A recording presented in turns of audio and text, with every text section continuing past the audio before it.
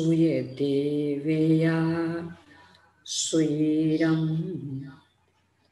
सयलगणपौमेरविनो विविहिद्धि वीराया विने संगा नीराया विकुराया गणहर देवा पसीयन्तो पसियौ महुधर सेनो परवाई गयो हे दानवर सीतो सिद्धंतामिय सायर तरंग संघाय थो ये मनो प्रणमामि पोपेदन्तं दुःखयन्तं दुर्नियन्धया हरे रविं भग्य शिव मग्य कंठे मिसि समी वयं सया दन्तं प्रणमय कहे भूये बलिं के सेवा से परिभूये बल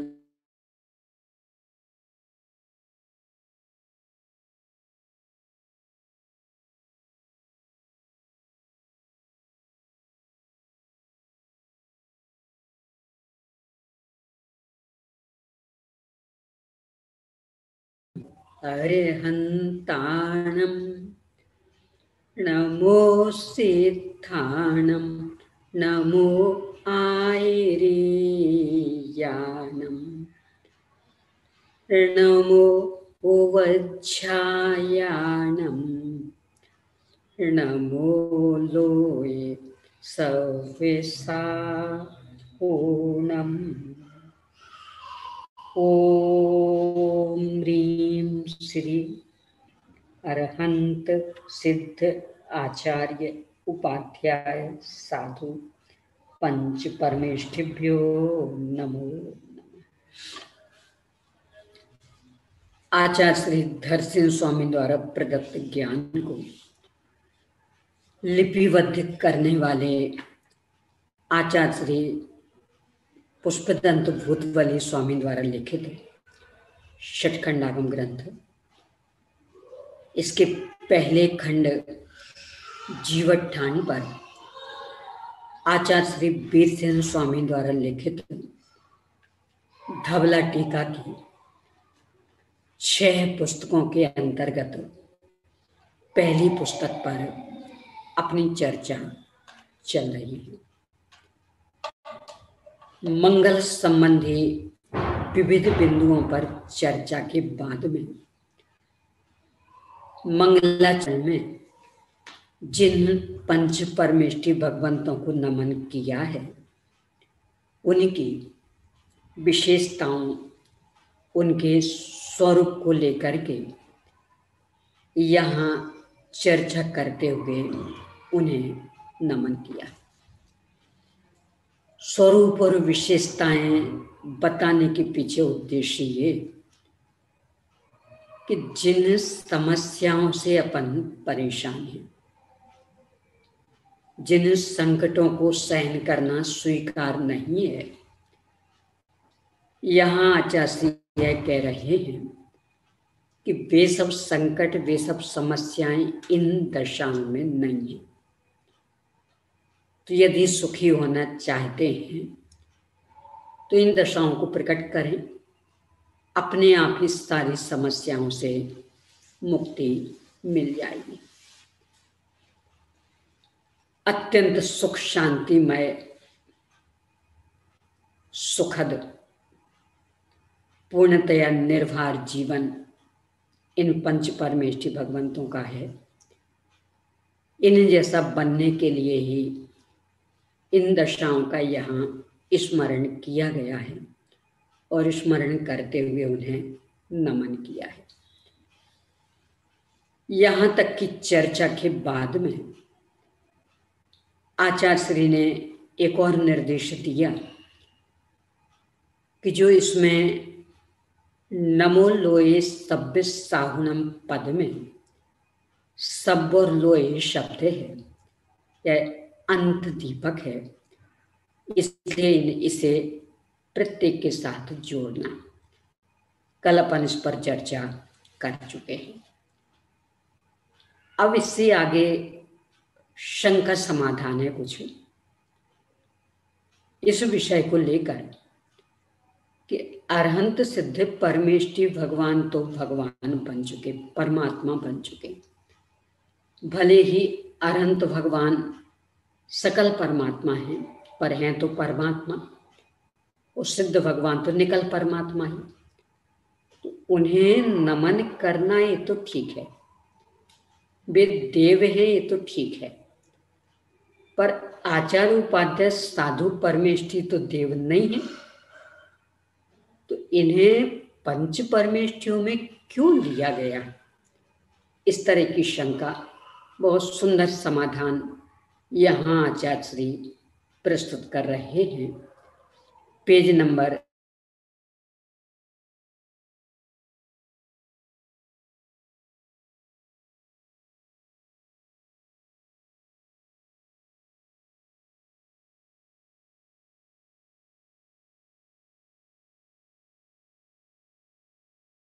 8 परमेष्ठि को नमस्कार करना योग्य है, क्योंकि वे परमात्मा बन चुके, देव पद में आ चुके।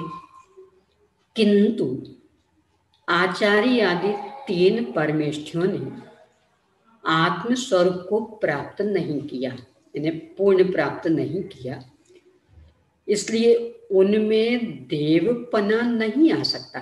वे तो गुरु की कोटि में है, अभी साधक है, अतएव उन्हें नमस्कार करना योग्य नहीं है। ये शंका, यानी अरहंत सिद्ध भगवान को नमन कीजिए, आचार्य उपाध्याय साधु परमेष्ठियों को नमन मत कीजिए। समाधान, ऐसा नहीं है, क्योंकि अपने अपने भेदों से अनंत भेद रूप रत्नत्रय ही देव है। बहुत सुंदर समाधान है। वो जो अरहंत एक नाम है अथवा सिद्धि एक नाम है, देवत्व उनमें थोड़ी है। जो वो सम्यक रत्नत्रय रूप परिणमन है, देवत्व तो वह है, पूज्य तो वह दशा, और इसके यानी सम्यक रत्नत्रय के उन गुणों के विकसित परिणमन के अभिभागी प्रतिच्छेदों की अपेक्षा अनंत भेद बन जाते। छठवें गुणस्थान से प्रारंभ हो जाती है दशा और चलेगी ही सिद्ध भगवान तक। छठवें सातवें के ही कितने भेद बन जाते, और फिर आगे 8 में से तो श्रेणी आदि की अपेक्षा भी भेद, निर्जरा की अपेक्षा भी भेद, यहाँ उन अविभागी प्रतिच्छेदों की अपेक्षा अनंत भेद बता रहे। तो चूंकि मूल में रत्नत्रय देव है, तो रत्नत्रय संपन्न दशा वाले जीव भी देव है, अतएव रत्नत्रय से युक्त जीव भी देव है। अन्यथा अर्थात यदि रत्नत्रय की अपेक्षा देवपना ना माना जाए तो संपूर्ण जीवों को देवपना प्राप्त होने की आपत्ति आ जाएगी। यानी मात्र शाश्वत स्वभाव की अपेक्षा यदि देवत्व स्वीकार करें तो शाश्वत स्वभाव किनकी नहीं है, तो अभव्यों के भी विद्यमान, तो सभी जीव देव हो जाएंगे। पर यहाँ उस शाश्वत स्वभाव के आधार से देवत्व स्वीकार नहीं किया गया। प्रकट पर्याय में जो सम्यक रत्नत्रय विद्यमान, उसकी अपेक्षा से देवत्व है, तो वो तो जिन आत्माराधक जीवों के है, बस वे ही देव। इसलिए यह सिद्ध हुआ कि आचार्य आदिक भी रत्नत्रय के यथा योग्य धारक होने से देव है, क्योंकि अरिहंत आदिक से आचार्य आदिक में रत्नत्रय के सद्भाव की अपेक्षा कोई अंतर नहीं है। अर्थात जिस तरह अरिहंत और सिद्धों के रत्नत्रय पाया जाता है, उसी प्रकार आचार्य आदिक के भी रत्नत्रय का सद्भाव पाया जाता है। इसलिए आंशिक रत्नत्रय की अपेक्षा उनमें भी देवपना बन जाता। अब इस पर से एक प्रश्न खड़ा हो सकता कि फिर ऐसे तो अपन चतुर्थ और पंचम गुण स्थान वर्तित जीवों को भी ले सकते, रत्नत्रय तो उन्हें भी व्यक्त हुआ है, तो उनमें भी देव कहें, उन्हें भी देव कहें। एक दृष्टि से देव संज्ञा है भी, एक देश जिन कहा गया, पर पंच परमेष्ठियों में नहीं। क्यों? क्योंकि यहां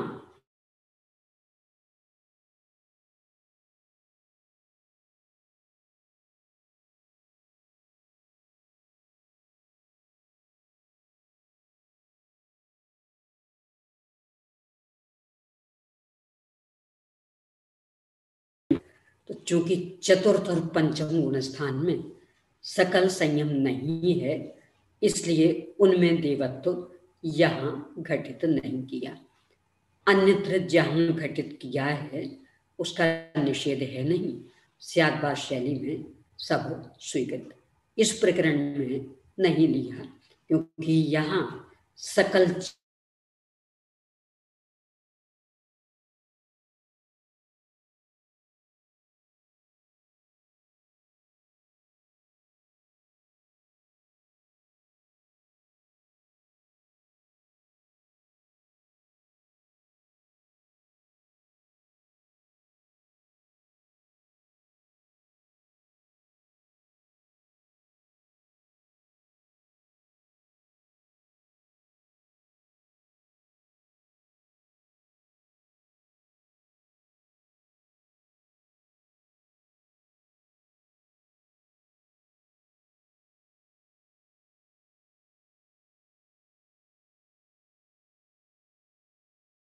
सिद्ध भगवान के सम्यक रत्नत्रय की परिपूर्णता है। अनंत भगवान के सिद्ध भगवान की अपेक्षा थोड़ी सी कमी है। आचार्य उपाध्याय साधु परमेष्ठी के और भी कमी है। तो ये तो मात्रागत भेद हुआ, स्वभावगत भेद तो नहीं हुआ। यानी क्वालिटी और क्वांटिटी की अपेक्षा देखें तो क्वालिटी तो एक ही है, मात्र क्वांटिटी की अपेक्षा भेद है। तो उस भेद को गुण करके, चूंकि क्वालिटी एक ही है, इसलिए उन्हें देवत्व की कोटि में ले लिया गया। दोनों के रत्नत्रय में सर्वथा भेद मान लिया जावे यदि, तो आचार्य आदिक में स्थित रत्नों के अभाव का प्रसंग आएगा, क्योंकि सम्यक रत्नत्रय की तो एक रूपता ही रहती है। तो यदि क्वालिटीगत भेद माने तो वो तो है नहीं, वो क्वांटिटी के भेद को यदि भेद मानेंगे तब फिर आचार्य आदिक में रत्नत्रय की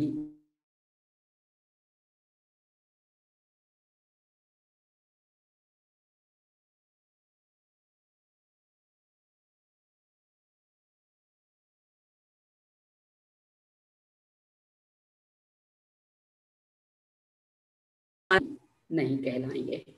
कहने का निष्कर्ष ये है कि चूंकि स्वभावगत भेद नहीं है, मात्र परिमाणगत भेद है, स्वरूपगत भेद नहीं है, मात्रागत भेद है, तो यहाँ स्वरूपगत भेद को मुख्य किया, मात्रागत भेद को गौण किया है।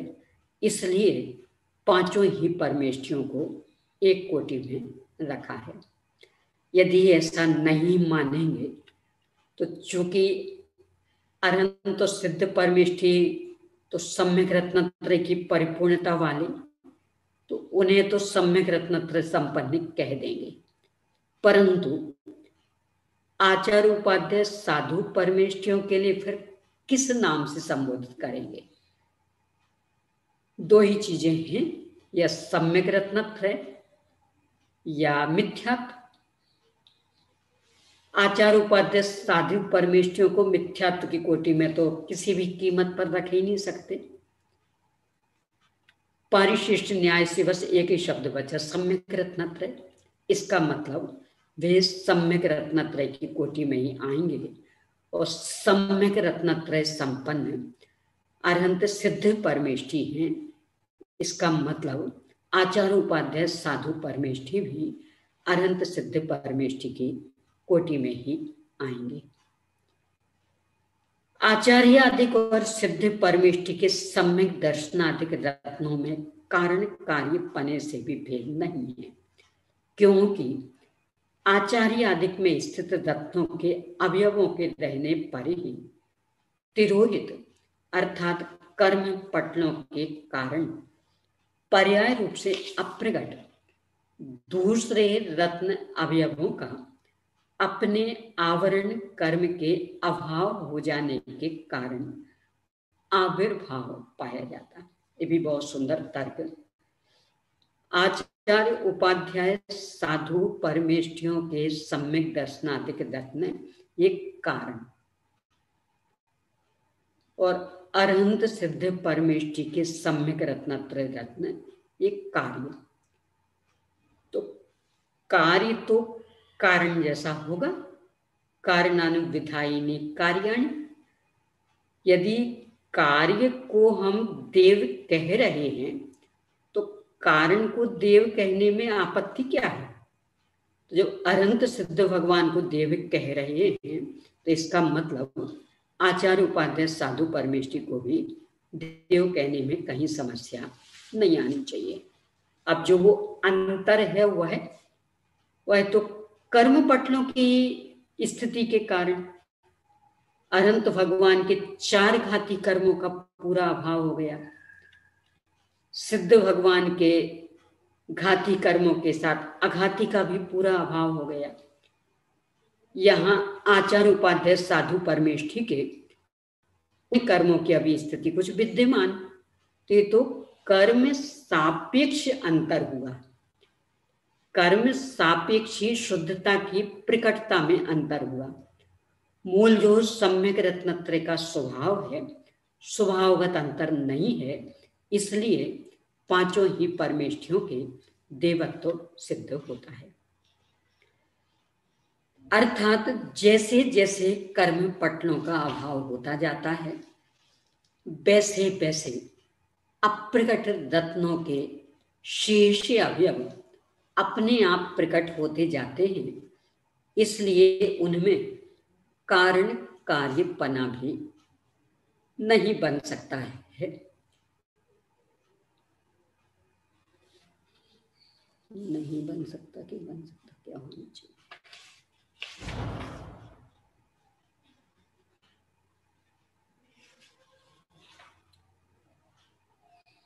एक शब्द छूटा है, इसलिए उनमें कारण कार्यपना की अपेक्षा भेद नहीं बन सकता। ये मूल में देखे, न कारण कार्यत्वात् भेद सत्सु एव आचार्यादिस्थ रत्न अवयवेषु अन्यस्य तिरोहितस्य रत्न भागस्य स्वय आवरण विगमतः आविर्भाव उपलम्भात्। यानी कारण कार्य एक जाति के हैं, क्योंकि कार्य कारण के जैसा होता। तो यदि कारण में देवत्व स्वीकार नहीं करेंगे तो कार्य में भी देवत्व स्वीकार करना कठिन होगा।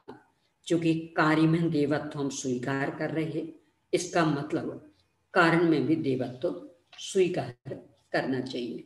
तो इसलिए उनमें कारण कार्यपना भी भेद नहीं बन सकता। यानी कारण कुछ और कार्य कुछ ऐसा कहना उचित नहीं। कारण के जैसा ही कार्य। तो कार्य में यदि देवत्व है तो कारण में भी देवत्व स्वीकार करना चाहिए। इसी प्रकार आचार्यादिक और सिद्धों में परोक्ष और प्रत्यक्ष जन्य भी भेद नहीं है, क्योंकि वस्तु परिचिति की अपेक्षा दोनों एक है। अब ये अगला तर्क, यानी पहला तर्क था रत्नत्रय को लेकर के कि आचार्य उपाध्याय साधु परमेष्ठी में रत्नत्रय की थोड़ी कमी और अनंत सिद्ध रत्नत्रय की पूर्णता वाली। इसका समाधान ये दिया कि रत्नत्रय की कमी का कारण तो कर्म के उदय की सापेक्षता, न कि सम्यक रत्नत्रय की जाति की अपेक्षा। सम्यक रत्नत्रय की जाति यानी सम्यक दर्शन, सम्यक ज्ञान, सम्यक चारित्र, ये पांचों ही परमेष्ठियों में एक से हैं। कदाचित आचार्य उपाध्याय साधु परमेष्ठि के औपशमिक या क्षयोपशमिक सम्यक्त भी हो सकता, और अनंत सिद्ध भगवान के क्षायिक और कदाचित इनके भी क्षायिक हो सकता। तो इस अपेक्षा से भी समानता हो गई। यानी जिनके औपशमिक और क्षयोपशमिक सम्यक्त तो कर्म का उपशम और कर्म का क्षय उपशम, इन कर्मों की ओर से भले उनके सम्यक्त में भेद करें, पर सम्यक्त तो मात्र यानी आत्मरुचि, आत्म प्रतीति, आत्मानुभव, आत्मविश्वास,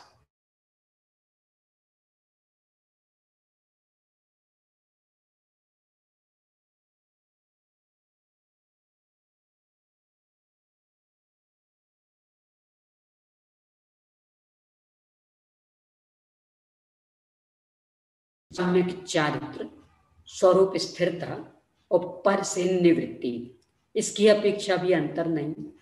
इसलिए जो कमी वाला अंतर है वह है चूंकि कर्म सापेक्ष। कमी वाला अंतर आचार्य उपाध्याय साधु परमेष्ठी के अभी संजुलन कषाय विद्यमान, हास्य रतिया रतिया आदि नौनों कषाय भी विद्यमान, अनंत सिद्ध परमेष्ठी के नहीं। यहां कह रहे ये तो कर्म सापेक्ष अंतर हुआ। जो स्वरूप स्थिरता है उसमें कोई अंतर नहीं। इसलिए पांचों परमेष्ठी एक कोटि के, यानी इन सब में देवत्व है। ये एक चर्चा हुई। अब दूसरी चर्चा कि सब कैसे अंतर नहीं। अनंत सिद्ध परमेष्ठी प्रत्यक्ष ज्ञाता, सर्वज्ञ, सकलज्ञ है, केवल ज्ञानी है, और आचार्य उपाध्याय साधु परमेष्ठी परोक्ष ज्ञाता, ये तो मति श्रुत ज्ञान वाले हैं। कदाचित अवधि मना परे ज्ञानी भी हों तो भी हैं तो छदमस्त ही ना, क्षयोपशमिक ज्ञान वाले ना, क्षाय ज्ञान वाले तो नहीं है, परोक्ष ज्ञान वाले ही हैं। तो इस अपेक्षा दोनों के अंतर है। यानी अनंत सिद्ध परमेष्ठी ये प्रत्यक्ष ज्ञान वाले और आचार्य उपाध्याय साधु परमेष्ठी परोक्ष ज्ञान वाले। इसलिए आप पांचों को एक कोटि में नहीं रख सकते। इस शंकाकार की शंका। आचार्य श्री उत्तर दे रहे कि आप ज्ञान के परोक्ष और प्रत्यक्ष भेद को क्यों देख रहे हैं। ये तो किस तरह से पदार्थों को जान रहे हैं वे, इसको लेकर के भेद। पर किस तरह से जान रहे, ज्ञान का स्वभाव ये थोड़ी है, ज्ञान का स्वभाव तो जानना मात्र, स्वयं पर प्रकाशकता, तो ये तो दोनों में एक सा। तो इस अपेक्षा से यदि देखते हैं तो दोनों एक, दोनों मतलब एक समूह है अनंत सिद्ध परमेष्ठी का और एक समूह आचार्य उपाध्याय साधु परमेष्ठी का। तो वस्तु परिचिति की अपेक्षा, यानी वस्तु को जानना, तो कैसे जाना, कितना जाना, इसको गौण कर दें और मात्र जानने को मुख्य करें। तो चूंकि अनंत सिद्ध भगवान भी जान रहे, आचार्य उपाध्याय साधु परमेष्ठी भी जान रहे, यानी कि सब एक कोटि में आ गए। इस तरह ये दोनों एक हैं। केवल एक ज्ञान अवस्था के भेद से भेद नहीं हो सकता, यानी कितना जाना, कैसा जाना, मात्र इतने से को लेकर हम पंच परमेष्ठियों में भेद नहीं कर सकते। यदि ज्ञान में उपाधिकृत अवस्था भेद से भेद माना जावे तो निर्मल और मलिन दशा को प्राप्त दर्पण में भी भेद हो जाएगा। उदाहरण बहुत अच्छा दे रहे, एक अत्यंत स्वच्छ दर्पण है और एक पर धूल चढ़ रही, अपन खरीदने जाएं, कदाचित दुकानदार थोड़ा सा लापरवाह है, अपन ने दर्पण मांगा तो जैसे वो रखे रहते ना तो उन पर तो धूल आदि चढ़ जाती, तो वो दर्पण उसने रख दिया अपने सामने। अपन क्या देखेंगे, वो धूल के कारण मना कर सकते कि चूंकि धूल चढ़ी है इसलिए नहीं ले रहे, क्या फर्क पड़ना धूल से। थोड़ा सा धूल को हटा के देखेंगे, यदि प्रतिमा में ठीक बन रहा तो लेने में कहीं दिक्कत नहीं जाएगी।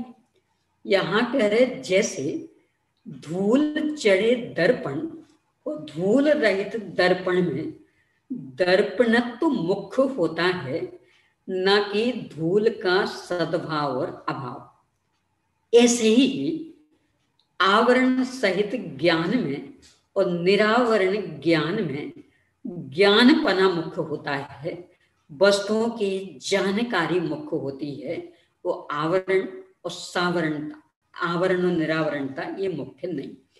तो यदि ज्ञान को सावरण और निरावरण नहीं देखकर मात्र वस्तु को जानने वाला इस ओर से देखते हैं तो पांचों ही परमेष्ठियों का ज्ञान एक सा है। इसलिए प्रत्यक्ष और परोक्ष ज्ञान की अपेक्षा भी परमेष्ठियों में भेद करना उचित नहीं है।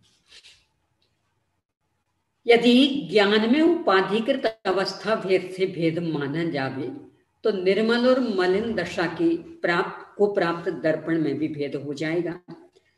इसी प्रकार आचार्य आदि और सिद्धों के रत्नों में अवयव और अवयवी जन्य भी भेद नहीं है, क्योंकि अवयव अवयवी से सर्वथा अलग नहीं रहते। ये तीसरा बिंदु, यानी पहला बिंदु था अधूरापन और पूर्णता, तो वहां कहा था वो अधूरापन स्वभावगत भेद थोड़ी रख रहा, मात्रागत भेद है, तो मात्रागत भेद को गौण कर दें तो पांचों में एक रूपता। दूसरे में तर्क दिया ज्ञान की अपेक्षा भेद, क्या अनंत सिद्ध भगवान सकलज्ञ हैं, प्रत्यक्ष ज्ञाता, आचार्य उपाध्याय साधु परमेष्ठी परोक्ष ज्ञाता हैं, कम जानने वाले छदमस्त। इस अपेक्षा भेद तो उत्तर दिया कि ज्ञान में प्रत्यक्ष परोक्ष की अपेक्षा भेद करना उचित नहीं, ज्ञान का स्वभाव जानना है और एक जानना पांचों की एक सा है, इसलिए पांचों एक कोटि में। अब इसके बाद तीसरा कि अवयव और अवयवी की अपेक्षा भेद, अवयवी समग्र, अवयव अंश, तो अनंत सिद्ध भगवान के समग्रता है, आचार्य उपाध्याय साधु परमेष्ठी के अंशता है, इसकी अपेक्षा भेद। तो यहां कह रहे इसकी अपेक्षा भी भेद करना उचित नहीं है। क्यों? क्योंकि अवयव अवयवी से सर्वथा अलग नहीं रहते। अवयवों की समग्रता का नाम ही अवयवी। तो ये जो अरहंत सिद्ध जो आचार्य उपाध्याय साधु परमेष्ठी हैं, इनकी ही समग्र यानी परिपूर्ण विकसित शुद्ध दशाओं का नाम अरहंत।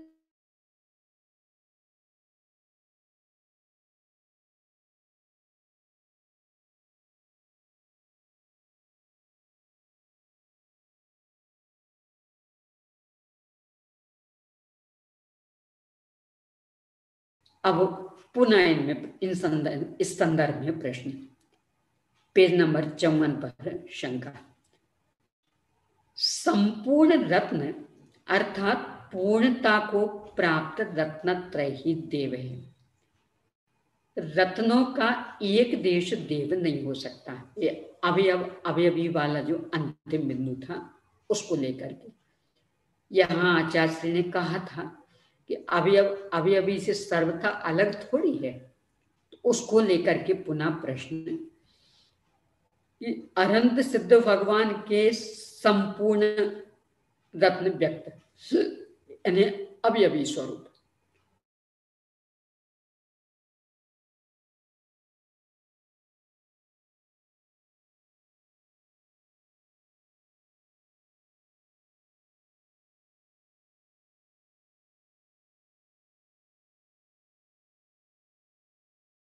आंशिक रूप में, तो जो नाम समग्र रूप वालों को दे रहे वही नाम आंशिक रूप वालों को देना, ये तो कुछ उचित नहीं लगता। ये शंका समाधान, ऐसा कहना भी उचित नहीं है, क्योंकि रत्नों के एक देश में देवपना का अभाव होने पर रत्नों की समग्रता में भी देवपना नहीं बन सकता। अर्थात जो कार्य जिसके एक देश में नहीं देखा जाता है वह उसकी समग्रता में कहां से आ सकता है। बहुत सुंदर उत्तर, अपने नयों के प्रकरण में भी ये बात आती है।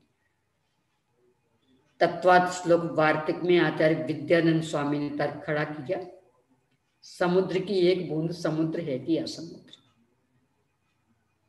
यदि उस एक बूंद को समुद्र कहोगे तो कितने समुद्र हो जाएंगे, और यदि असमुद्र कहोगे तो ये एक बूंद असमुद्र यानी समुद्र नहीं, दूसरी बूंद समुद्र नहीं, तीसरी बूंद समुद्र नहीं, तो समुद्र का अस्तित्व क्या रहेगा। ऐसे ही यहाँ कि ये जो आंशिक रत्नत्रय, आंशिक मतलब मात्रागत, यानी श्रद्धान में कोई अधूरापन है नहीं, ज्ञान में भी जानने की दृष्टि से कोई अधूरापन ही नहीं। जानने की दृष्टि से मतलब अपने को अपनत रूप से जान रहे, पर को परत रूप से जान रहे। जैसे अपनत रूप से जानने में और पर को परत रूप से जानने में अंतर है, ऐसा नहीं, प्रत्यक्ष परोक्ष का अंतर है। ऐसी स्वरूप स्थिरता, तो मात्र वो स्थिरता, इसमें अंतर है ही नहीं। अब कितनी, इसमें तो अंतर है, पर स्थिरता में तो अंतर नहीं। तो ये जो आंशिक सम्यक रत्नत्रय है, यदि इसे देवत्व नहीं आए, यानी इसे देवत्व रूप से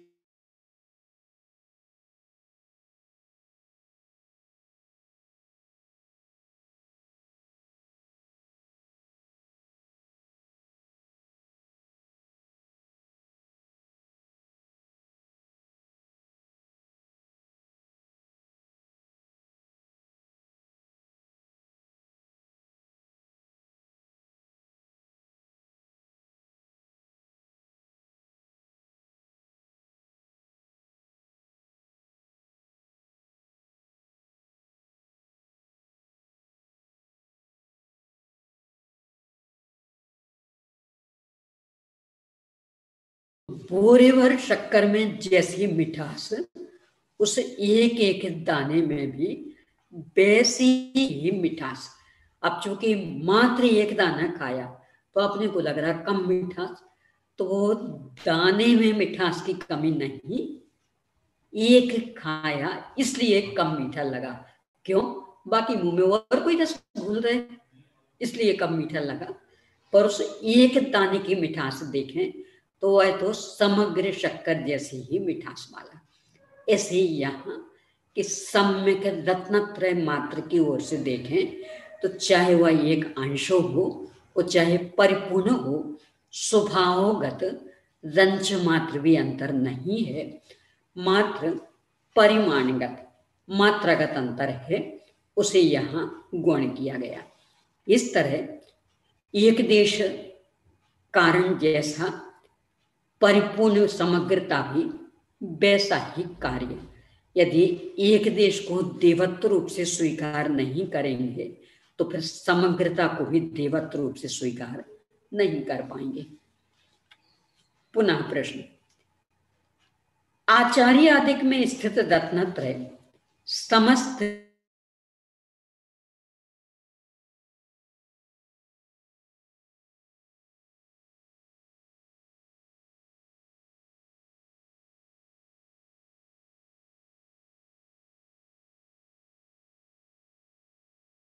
आचार्य उपाध्याय साधु परमिष्ठी के एक देश रत्नत्रय संपूर्ण कर्मों का क्षय उनके संभव नहीं, तो फिर आप रत्न कैसे कहते उन्हें?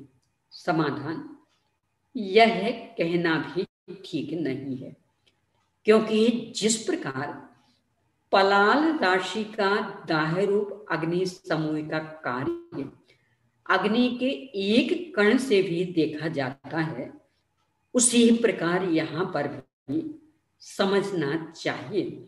इसलिए आचार्य आदि भी देव हैं, यह बात निश्चित हो जाती है। यानी अग्नि का एक कण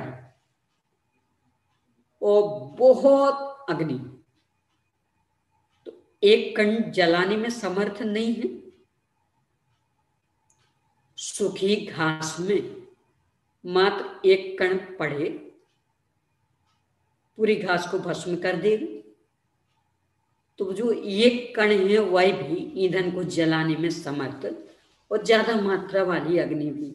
ऐसे ही यहाँ कि आचार्य उपाध्याय साधु परमेष्ठी के जो अभी आंशिक रत्नत्रय एक देश रत्नत्रय प्रकट है, वही आगे बढ़ करके अनंत सिद्ध दशा रूप परिणमित होगा, घाती कर्म और अघाती कर्म के क्षय करने में समर्थ होगा, और अभी भी क्षय कर ही रहे, जितना है उतना क्षय कर रहे और बढ़ता जाएगा। यानी अग्नि का जो स्वभाव, मात्र एक चिनगारी थी, घास सूखी थी, तो एक चिनगारी ने घास को पकड़ा, अब वो घास जलने लगी। अब क्या होगा उत्तरोत्तर कि फिर वो आग और अगली घास को, फिर वो आग और अगली घास को, और ऐसे होते होते बड़े बड़े हॉल प्रमाण भरी हुई घास को भी वो एक चिंगारी भस्म करने में समर्थ। ऐसे ही यहाँ कह रहे कि आचार्य उपाध्याय साधु परमेष्ठी के जो सम्यक रत्नत्रय व्यक्त है वह धीरे धीरे बढ़ेगा। अभी मिथ्यात्व, अनंतानुबंधी, अप्रत्यक्षानावरण, प्रत्यक्षानावरण, इन संबंधी विकृतियों को नष्ट किया। अब धीरे धीरे इसमें वृद्धि हो रही, जैसे जैसे स्वरूप स्थिरता बढ़ रही वैसे वैसे तो वो और भी कर्मों को नष्ट करता जाएगा, और होते होते होते होते 10वें गुणस्थान का अंत मोहिनी का पूरा क्षय, पर 12वें का अंत ज्ञानावर्ण आदि 3 का भी क्षय, और 14वें का अंत नाम आदि 4 का क्षय, इस तरह 8 का क्षय हो जाएगा। तो ये जो सम्यक रत्नत्रय है यही क्रमशः बढ़ते बढ़ते संपूर्ण कर्मों के क्षय में कारण बनना है। इसलिए इसे देवत्व रूप से स्वीकार नहीं करना ऐसा उचित नहीं है, इसमें भी देवत्व विद्यमान है। शंका, सर्व प्रकार के कर्म लेप से दहित सिद्ध परमेष्टि के विद्यमान रहते हुए अघातीय कर्मों के लेप से युक्त अरहंतों को आदि में नमस्कार क्यों किया जाता? अभी यहां से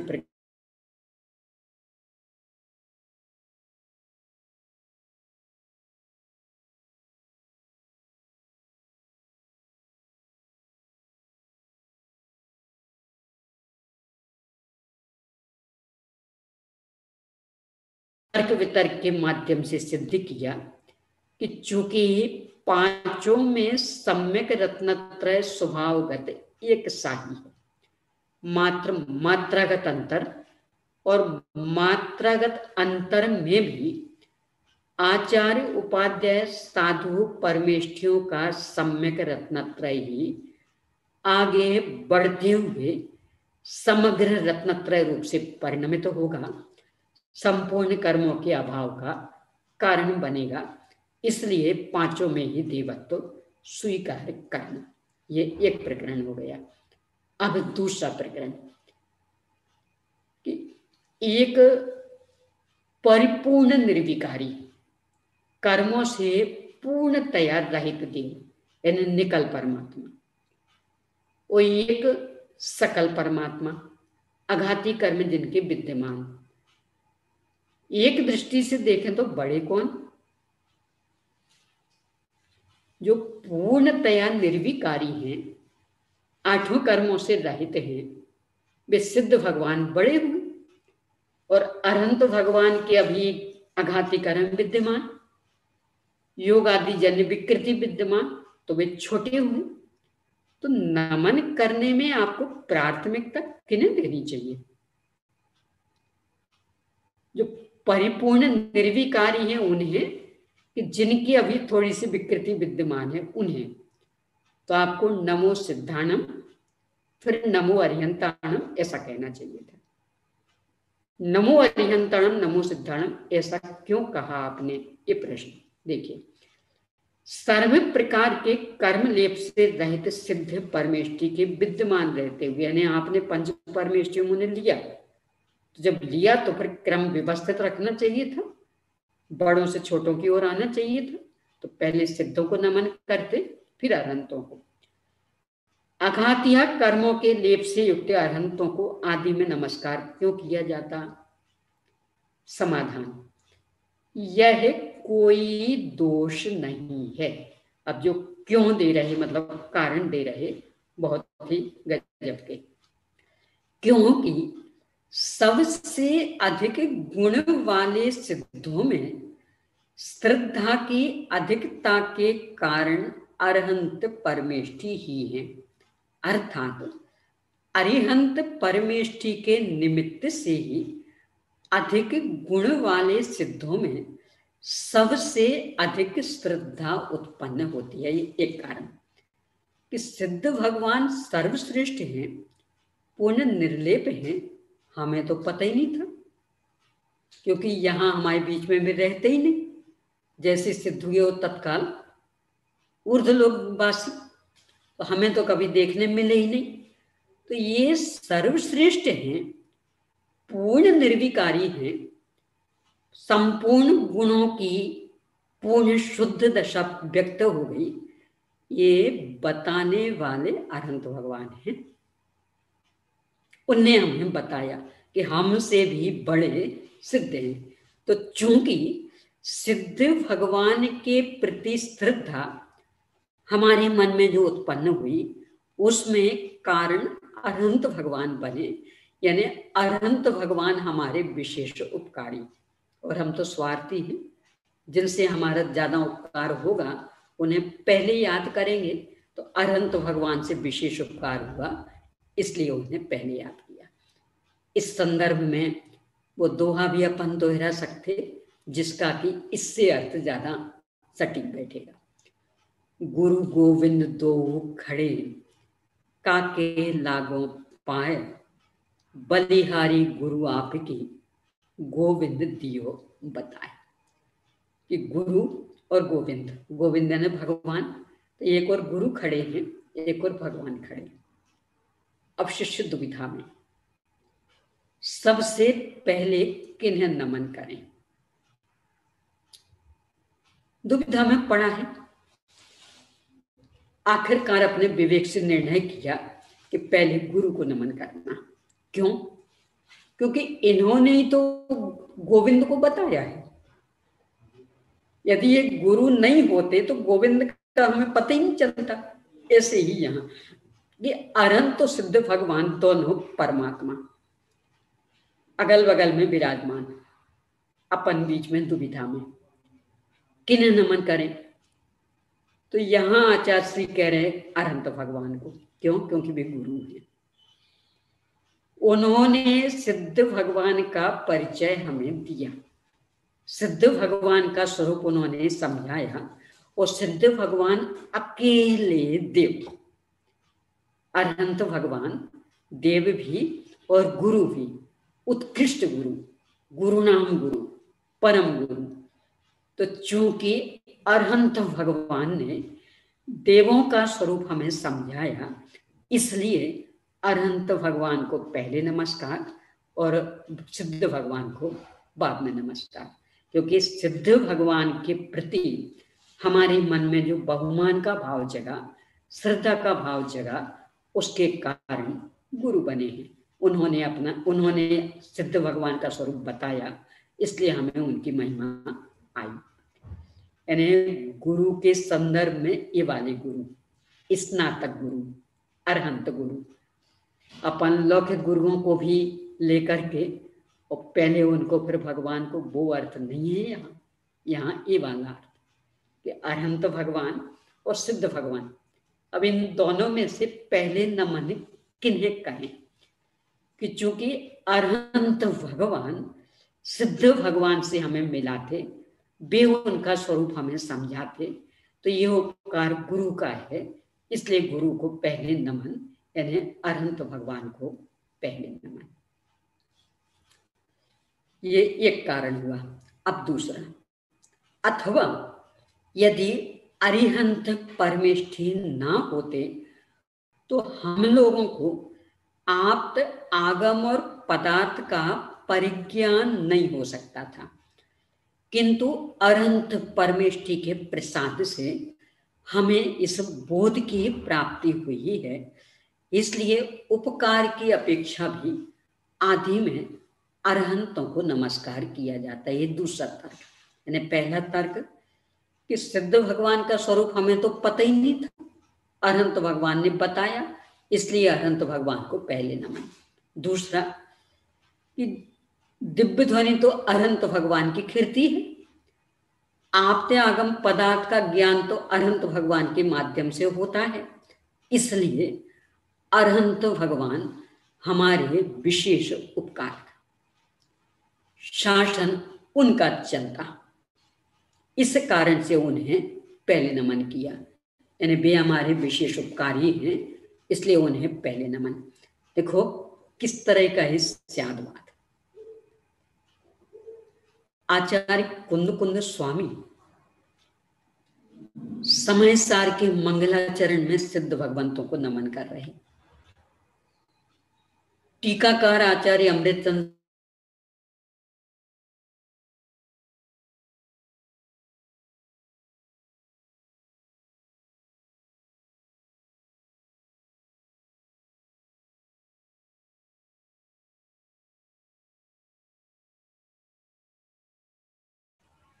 वे ही कुंद कुंद स्वामी प्रवचन सार में जब मोह के क्षय करने के संदर्भ में बात करते हैं तो अरहंत भगवान को मुख्य करते।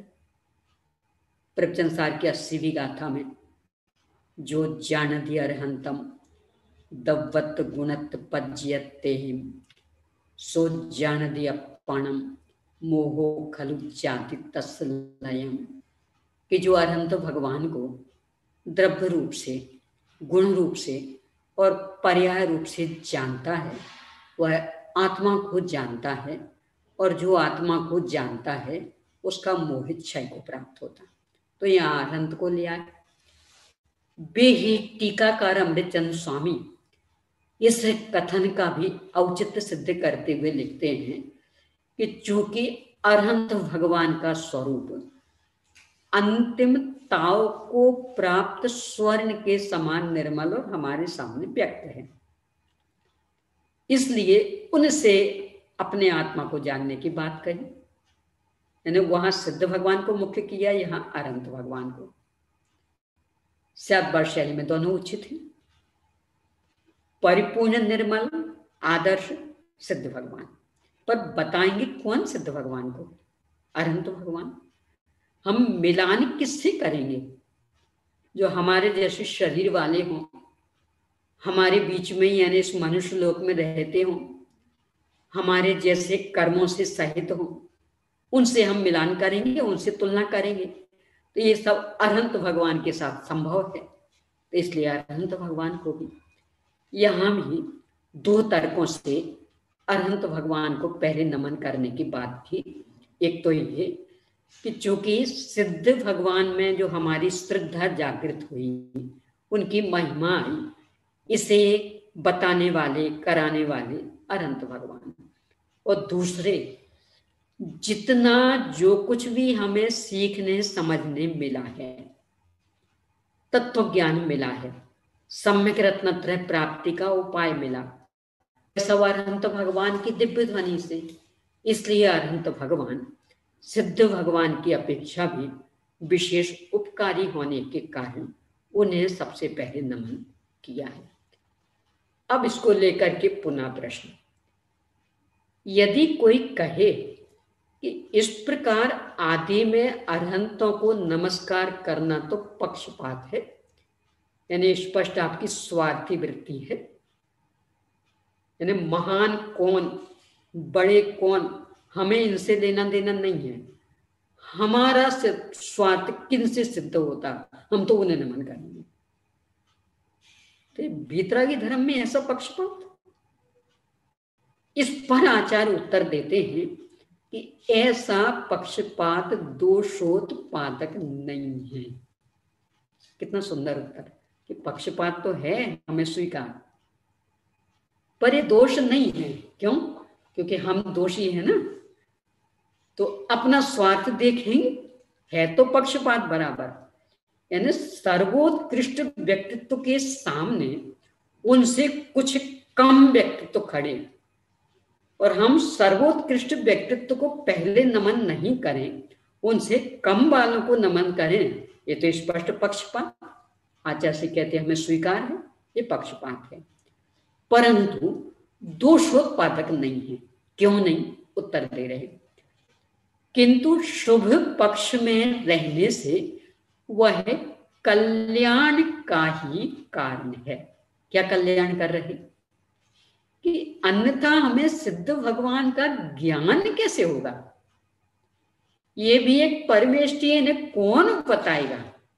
तो जिन्हें बताया अपन लोक में नहीं अपनाते, यानी किन्हीं के यहां अपने को जाना हो, पर अपने को उनका अता पता नहीं है, भूल रहे हैं अपन, तो किसी से पूछा, उसने बताया, तो सबसे पहले हाँ भैया धन्यवाद, आपको नमस्कार, फिर चलते हैं। तो अभी तो उसने मात्र बताया है, बताने वाले ने सही पता बता दिया ना, तो पहले उसे ही धन्यवाद देते, उसे नमन करके फिर आगे बढ़ते। ऐसे ही भले अरहंत भगवान के अभी आघाती कर्म शेष हैं,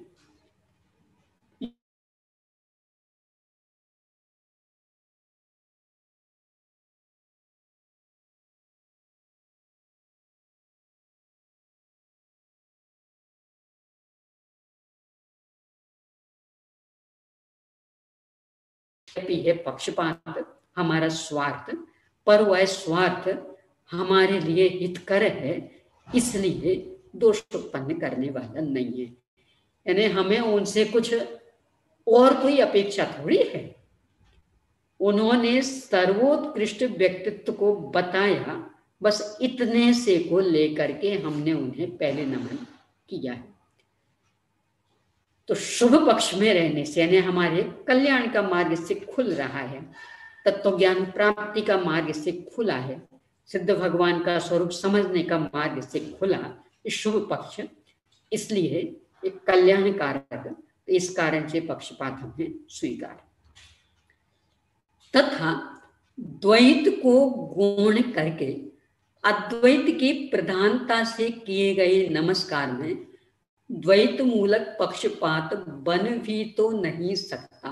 अब ये एक और दूसरी बात, यदि 5 रूप में देखते हैं तो ठीक है, ये पक्षपात की बात है और हमें स्वीकार, पर हम सिद्ध कर चुके हैं ना कि पांचों परमेष्ठी एक स्तर के, 5 तर्कों द्वारा सिद्ध किया।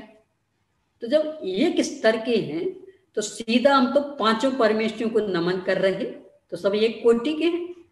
अद्वैत नमन हुआ, अभेद नमन, तो कौन बड़े और कौन छोटे, इस तरह का प्रश्न उठाने के लिए अवसर कहाँ रहा। ये कह रहे हैं, देखें कि द्वैत को गुण करके, यानी 5 अलग अलग, ये अनंत परमेष्ठी, सिद्ध परमेष्ठी अलग अलग, इसको गुण कर दीजिए और अद्वैत सम्यक रत्नत्रय संपन्न, इसको मुख्य करें तो पक्षपात भी नहीं बनेगा, सब एक कोटि में आ गए। विशेषात पक्षपात वही संभव है जहां 2 वस्तुओं में से किसी एक की ओर अधिक आकर्षण होता है, इसे ही पक्षपात कहते, यानी किसी एक की ओर झुके दूसरे की उपेक्षा, ही पक्षपात। परंतु यहाँ परमेष्ठियों को नमस्कार करने में दृष्टि प्रधानतया गुणों की ओर रहती है, यानी हमारी नजर किस ओर, उनके सम्यक रत्नत्रय रूपी गुण की ओर, न कि अनंत सिद्धि की ओर। तो करने में दृष्टि प्रधानतया गुणों की ओर रहती है, अवस्था भेद की ही प्रधानता नहीं। यानी किन्ने कितना सम्यक रत्नत्रय प्रकट किया,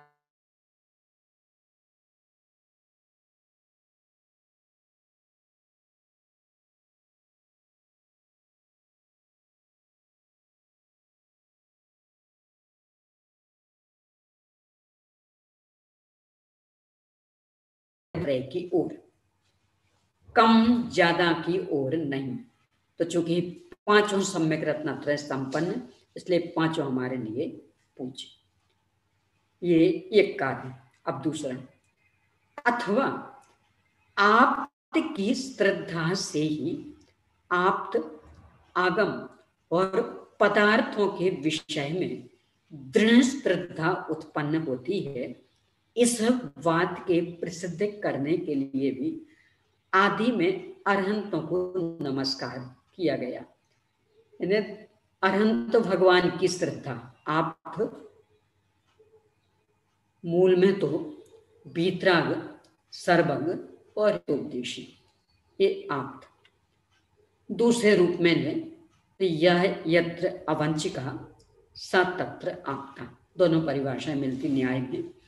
आचार्य समंत भद्र स्वामी से पूछे आप किसे कहते, तो आप तो नो छिन्न दोषेन सर्वज्ञ नागमेशिना भवितव्यम नियोगेन नान्यथा याप्तता भवेत, कि जो सभी प्रकार के दोषों से रहित हैं, संपूर्ण लोकालोक को प्रत्यक्ष जानने वाले हैं और प्राणी मात्र को हित का मार्ग बताते हैं, वे आप्त हैं।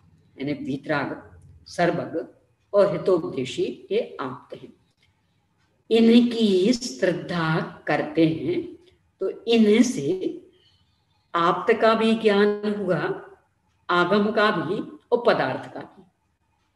यानी आप्त को नमन करने से ही हमें आप्त का ज्ञान हुआ। यानी उन्होंने ये बताया कि आप्त इन्हें कहते हैं, यानी अरहंत भगवान की वाणी में आया कि आप्त वीतरागी सर्वज्ञ हितोपदेशी होते हैं, वे ही सकलज्ञ हैं, संपूर्ण लोकालोक को जान रहे, विश्व व्यवस्था वस्तु व्यवस्था का विवेचन कर रहे, तो उसका भी ज्ञान उनकी वाणी से हुआ और उनकी वाणी ही आगम जिनवाणी। तो देव शास्त्र गुरु के मूल आधार ये अरहंत भगवान हो गए, इसलिए उन्हें सबसे पहले नमन किया। यानी अरहंत भगवान ही देव का स्वरूप बता रहे, उनकी वाणी ही जिनवाणी है और उन्होंने ही विश्व व्यवस्था और वस्तु व्यवस्था का जो निरूपण किया वही यथार्थ है। तो इन सब के आधारभूत अरहंत भगवान हैं, इसलिए अरहंत भगवान को सबसे पहले नमन किया। अब इस संदर्भ में एक यहाँ गाथा उद्धृत है, इसे देखते हैं पेज नंबर 55 पर। और भी शंकाएं हैं क्या? कल वाली है मात्र, तो ये लेके फिर देखते हैं। जसन्त्यं धम्मिपहं निगच्छेतस्सन्त्यं वेनय्यं पौञ्जे सत्कारे तं शिरपञ्चेन कायेन वाया मनसाय नित्यम। ये लाइन दूसरी इसकी। जसन्त्यं धम्मिपहं निगच्छे तस्सन्त्यं वेनय्यं पौञ्जे सत्कारे तं शिरपञ्चेन कायेन वाया मनसाय नित्यम। जिसके समीप धर्म मार्ग प्राप्त करे उसके समीप विनय होकर प्रवृत्ति करनी चाहिए तथा उसका सिर पंचक अर्थात मस्तक, दोनों हाथ और दोनों जंघाएं इन्हें पंचांगों से तथा काय, वचन और मन से निरंतर सत्कार करना चाहिए। ये नीति कि जिनसे धर्म मार्ग प्राप्त किया उन्हें सबसे पहले नमस्कार। तो चूंकि अरहंत भगवान से हमने धर्म मार्ग प्राप्त किया, इसलिए अरहंत भगवान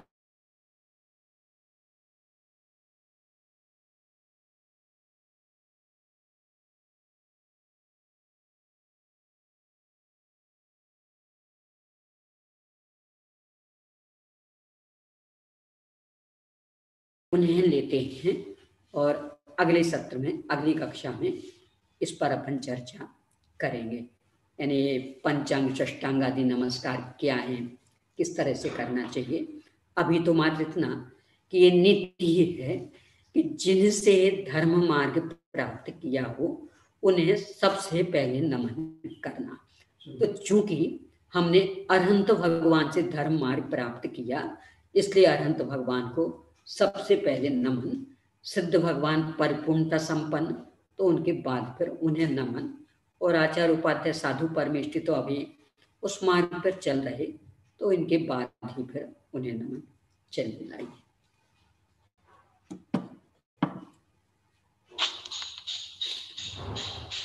श्री सचिंद्र जय जिनेन्द्र, अच्छा कॉम्बिनेशन है सचिंद्र और जय जिनेन्द्र का। आप लोग धवला जी का रसपान कर रहे हैं और बाद में हम भी करते हैं। लगभग 2 दिन पीछे की सुन पाते हैं क्योंकि समय बहुत उसमें है। मैंने लोहाड़िया जी को ये प्रश्न भेजे हैं जिसकी क्लिप आपको भी भेज दी है, शायद वो कुछ कर नहीं पाए। मेरा निवेदन है आप बहन जी से पूछ के उन्हें ये सुना दें और उसका जो समाधान हो वो आप मुझे या तो वो स्वयं रिकॉर्ड उनका कर लेवें ऑडियो या आप बता देवें तो और मुझे विषय क्लियर हो जाएगा। इस दृष्टि से मैं और उनसे परमिशन ले लें कि मैं अपने प्रश्न उन्हें भेज सकता हूं कि नहीं। मैंने आज 12वें की चर्चा सुनी है, 12 नंबर की। उसमें भी एक प्रश्न ये है कि उन्होंने कहा शिवभूति मुनि को 12वें गुण स्थान में भी तुष्मास भिन्नम का ज्ञान नहीं था या मारुस मातुस का, जबकि ये भी सुना गया है जैसे तत्वा सूत्र में शुक्ले च आद्य पूर्वविद, आद्य के शुक्ल ध्यान जब होते हैं प्रारंभ के तो उनमें अंग पूर्वों का ज्ञान हो जाता है। तो इस कथन से और उस कथन से का कोई सामंजस्य या अपेक्षा हो तो मुझे जरूर बताने का प्रयास करें। दूसरी बात कि कर्म और नो कर्म के परमाणु अभव्य राशि से अनंत गुना निरंतर आते रहते हैं, तो ये नियम केवल औदारिक शरीर वालों के लिए है या वैकृतिक शरीर वालों के लिए भी है, इसका भी मुझे समाधान चाहिए है।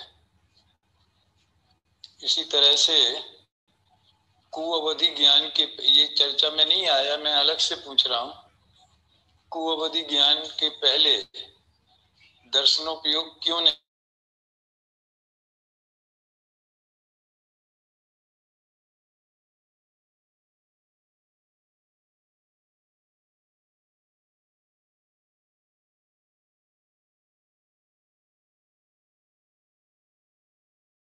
होंगे, लेकिन परोक्ष रूप में तो सैकड़ों लोग लाभ लेते हैं और बड़ी प्रसन्नता व्यक्त करते हैं। तो ये तो युग परिवर्तन है। एक युग गुरुदेव श्री ने अध्यात्म ग्रंथों का चलाया क्योंकि उनका अभाव था। फिर अन्ना जी के माध्यम से गोमुखसार आदि ग्रंथ अपने यहाँ चले और बहन जी जैसे प्रबल पुरुषार्थी जीवों के कारण धवला जी इत्यादि ग्रंथों का भी स्वाध्याय बढ़ रहा है। सारी जिनवाणी रसपान करने योग्य है और उसका सार तो गुरुदेव श्री ने बताया ही है। आदरणीय भाई साहब को जय जिनेन्द्र कहें। धन्यवाद। 3 प्रश्न है इसमें। पहले तो अकेले भाई साहब से ही नहीं, सभी से ही नम्र निवेदन कि चूंकि यहाँ कोई छोटा बड़ा नहीं है, कोई विद्वान और मूर्ख नहीं है, सभी देव शास्त्र गुरु के उपासक, जिनागम के स्वाध्यायी, परस्पर में अपन सब मिलकर के चर्चा कर रहे हैं। तो यदि कुछ भी शंकाएं उत्पन्न होती हैं, प्रश्न खड़े होते हैं, तो खुले दिल से, यानी मन में कुछ भी विकल्प किए बिना आप सामने रखिए। यथाशक जिनागम के आलोक में उसका समाधान करने का अपन प्रयास करेंगे, सब मिलकर के प्रयास करेंगे, इसमें कोई दिक्कत नहीं है। इसलिए सबके लिए खुला अवसर है। जो भी शंका हो, चूंकि ऑनलाइन है तो यहाँ फीड भी होता है, तो जैसे शंका खड़ी हुई आप भेज दीजिए, तत्काल यहाँ निकाल के मुझे पता लग जाता है, तो तत्काल समाधान कर सकते हैं। अभी जो 3 प्रश्न इन पर चर्चा करें।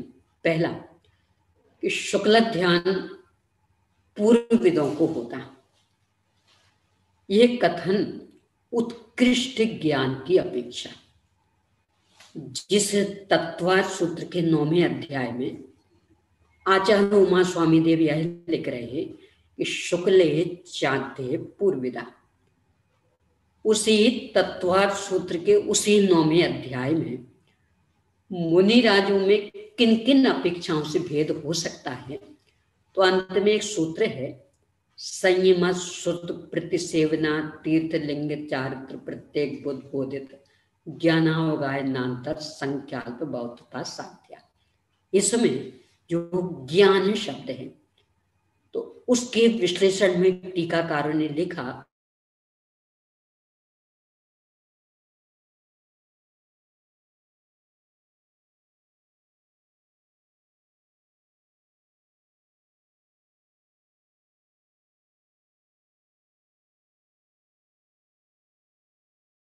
गुणस्थान में उत्कृष्ट ज्ञान हो तो पूर्विद यानी श्रुत केवली, और जघन्य हो तो अष्ट प्रवचन मात्रिका, ये जघन्य।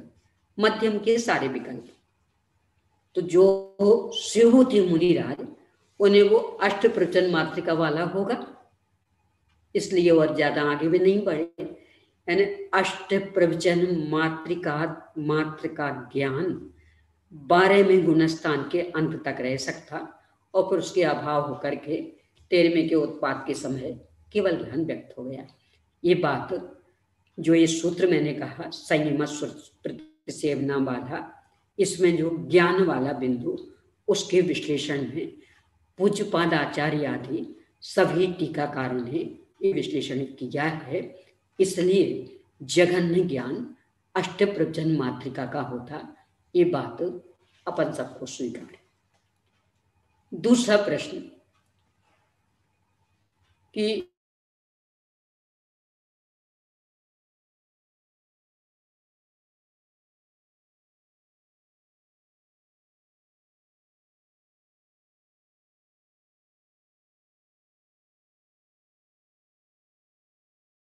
नहीं होता, इस संदर्भ में उपलब्ध जिनागम में 2 धाराएं हैं। कुछ आचार्यों का मंतव्य ये है कि कुअवधि ज्ञान के पूर्व भी अवधि दर्शन होता है, तो फिर तो कोई समस्या ही नहीं रही, चाहे सुअवधि ज्ञान हो चाहे विभंगावधि हो, अवधि दर्शन पूर्वक होता। पर कुछ आचार्यों का मंतव्य ये है कि कुअवधि ज्ञान के पहले अवधि दर्शन नहीं होता। तो फिर वहां प्रश्न खड़ा होता है कि यदि अवधि दर्शन नहीं होता तो फिर वो कुअवधि ज्ञान किस पूर्वक प्रकट हुआ? तो उसके लिए फिर उन्होंने समाधान दिया कि जो वो उनके कुमतिक कुश्रुत ज्ञान है उसमें इहा कुमति ज्ञान यहां तक पहुंचेंगे और इसके बल पर उन्हें जिज्ञासा प्रकट होगी और उससे फिर भी कुअवधि ज्ञान का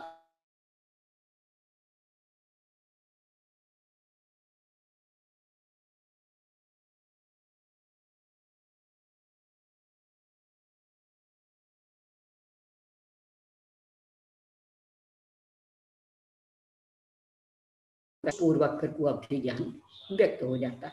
इस तरह 2 धाराएं हैं। कुछ आचार्य अवधि दर्शन पूर्वक मानते हैं और कुछ आचार्य यह मत कुमति ज्ञान अथवा स्मरण कुमति ज्ञान उस पूर्वक कुअवधि ज्ञान का उपयोग मानते हैं। बीच का एक प्रश्न में भूल रही थी, आगे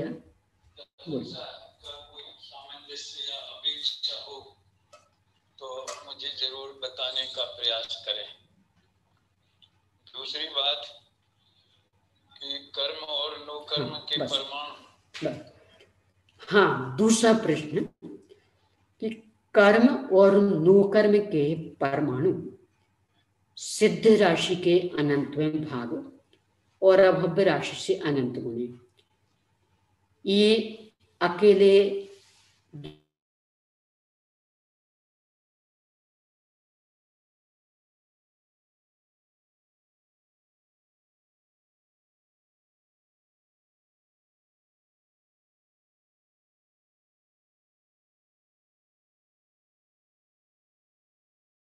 अपनी इस पहली पुस्तक में तो नहीं है, आगे आएगा, पर इन ग्रंथों का ही सार लेकर जो गोमट सार जीवकांड कर्मकांड बने, तो उसके जीवकांड के प्रकरण में ये योग मार्गना के अंतर्गत औदारिक का योग, औदारिक मिश्र का योग, वैकृक का योग, वैकृक मिश्र का योग, इस प्रकरण के बाद में इनमें कितने कितने परमाणु रहते, तो इसकी चर्चा वहां आई है। तो उसमें आचार्य स्पष्ट लिख रहे हैं कि चाहे कर्म परमाणु हो और चाहे औदारिक वैकृक शरीर रूप नो कर्म परमाणु हो, ये सिद्ध राशि के अनंत में भाग और अभव्य राशि से अनंत गुणे प्रति समय आते हैं और प्रति समय खिरते हैं। बस अंतर में थोड़ा कि जो कर्म परमाणु हैं इनकी आवाधा काल कम से कम हो तो अंतर्मुहूर्त और उत्कृष्ट हो तो एक कोड़ा कोड़ी सागर पर 100 वर्ष के अनुपात में फिर आगे बढ़ेगी। पर जो नौकर्म परमाणु हैं, यानी औदारिक वैकृत शरीर के, इनका निष्कासन, इनकी निर्जरा अगले समय से ही होने लगती। यानी अभी आयु वर्गनाएं वो परमाणु तो अगले समय से उनकी निर्जरा होने लगेगी। यानी कार्बन वर्गना के समान इनका आवाधा काल अलग से नहीं होता, बस अंतर इतना है, बाकी आने और निकलने वाले परमाणु की संख्या समान। और ये संख्या औदारिक शरीर में और कर्म संबंधी भी 13 में गुणस्थान के अंत तक चलती रहेगी। वैकृत शरीर तो ज्यादा से ज्यादा चौथे तक ही, तो उनकी तो कोई समस्या नहीं। पर औदारिक शरीर और कार्बन शरीर, कर्म, इनकी संख्या यानी सिद्ध राशि के अनंत में भाग और अभव्य राशि से अनंत गुणे, इतने 13वें गुणस्थान के अंत तक चलेंगे। ये प्रदेशमान, तो ये अंत तक प्रकृति आदि में अंतर पड़ जाएगा, क्योंकि 13वें में मात्र 7 अवेद निरूपी हो रहा है इरियापताश्रम। स्थिति मात्र एक समय की, पर प्रदेश इतने के इतने।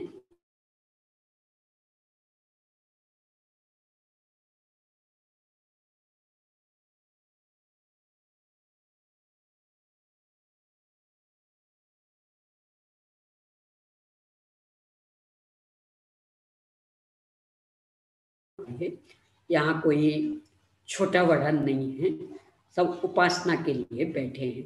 जिन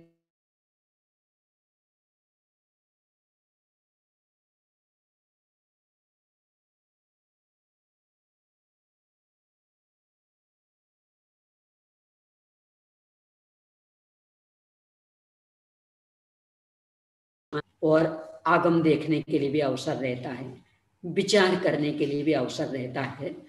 और जो आचार्य कल पंडित टोडरमल जी साहब ने लिखा, सहधर्मियों को तो परस्पर में चर्चा ही चाहिए।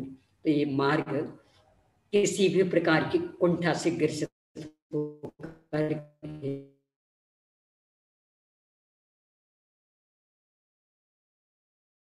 बंद मत करिए।